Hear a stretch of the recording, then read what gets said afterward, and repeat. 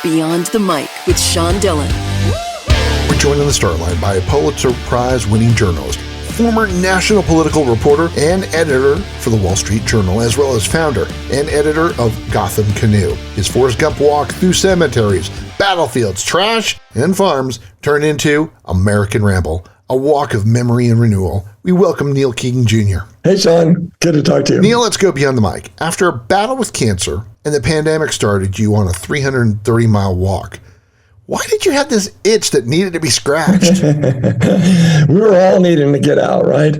And I walked out the door right at the end of what we thought actually was our first bad COVID spring or winter. And I just set out to walk to New York City, which a lot of people are like, why would anybody ever do that?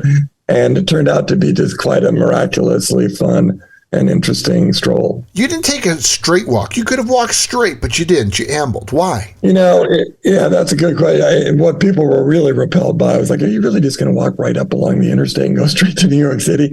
And my whole thing was, no, I'm going to go out, take a circuitous route, and check out the things that are to be seen there that are our past, the railroads, the canals, the Civil War battle sites, the whole country. Texas and every other part of it is just filled with so many stories if you give it time, look at it up close. I think anybody could do a ramble like this out their door in Lubbock or pretty much anywhere else. And of course, the distances in Texas are a little vaster than they are in this part of the eastern seaboard. But still, I just wanted to check out our story, basically. Quote, when you set foot into the world, you want to be received for who you are, unquote. How do you want American Ramble to be perceived? This is a tricky, difficult time, I think, for a lot of us in America, where there's a lot of divisions, there's a lot of distrust, there's a lot of this kind of red-blue thing.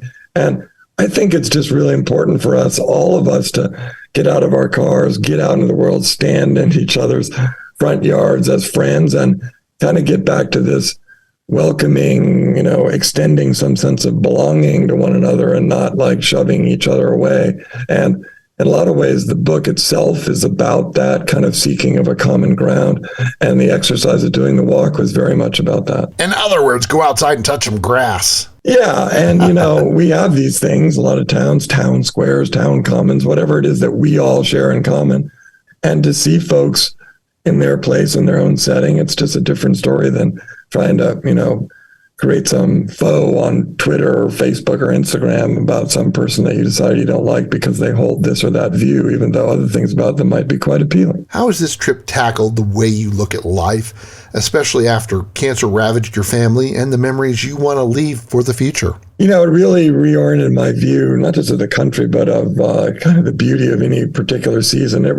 My thing was, okay, I'm going to put away the phone, put away the computer, put away the distractions, and just go out and kind of look at things at a 3-mile-an-hour pace. And I did it over 26 days. And it can be pretty transformative. I know we're all wedded to our cars and we love doing the 60, 70, 80-mile-an-hour thing, but there's something to be said about doing the slower version and really looking at the landscape from that point of view. Author Neil King Jr., his book, American Ramble, A Walk of Memory and Renewal, joins us beyond the mic for the Rocky Nate. All this is 8 random questions. All you got to do is answer with the first thing that comes to your mind. There is no pressure. How many shoes did you go through on this trip? One. One pair? That's it? Yeah, and it got a hole in the toe, and I kept thinking I'd replace it, and then I was too loyal to that pair. Longest walk you went before this trip? Yeah, I multi-day walk in England along the coast there.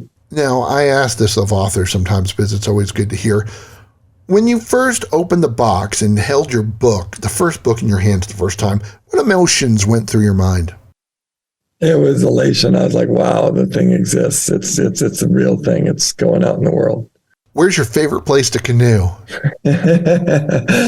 I did a pretty wild canoe trip a year ago. I canoed all 7 bodies of water in Central Park in New York, including the reservoir, which you're not supposed to do. You're not supposed to do that. Yeah, and it was amazing and great, and I shouldn't recommend it on the big radio show, but I'll still do it all the same. What was the last book, not your own, that you read? Oh, I'm reading a book now by a friend of mine called Testimony that's about growing up in an evangelical family, and it's a really great memoir. John Ward. It's coming out in about a week, and I really recommend that one. Who, excluding the past 20 years, is the best tennis player in your mind? I would probably say McEnroe, maybe. At least he was among the most entertaining. Does that count 20 years or is that 20 years ago? I guess, no, that was more than 20 years ago. I'll allow it. That'll count. Yeah. How about your favorite piece of art at the National Gallery? Oh, wow. I actually go into the National Gallery fairly often, and this is some brain twisters here. There's some Degas paintings in there that are really fantastic. They've got a lot of great Impressionist paintings. I'm not going to name an actual one. Now, the Smithsonian Museum is huge in Washington, but you visited a good portion.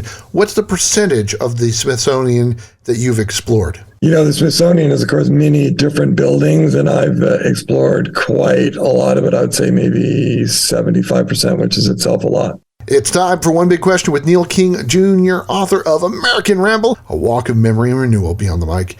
As you traveled down those roads, how did your perspective on this country and your own life been changed? It's a different country out there than the one we see portrayed on whatever your favorite TV network is. It's just a richer, more interesting, more complicated, and actually, in most part, more welcoming place. And I recommend that vantage point.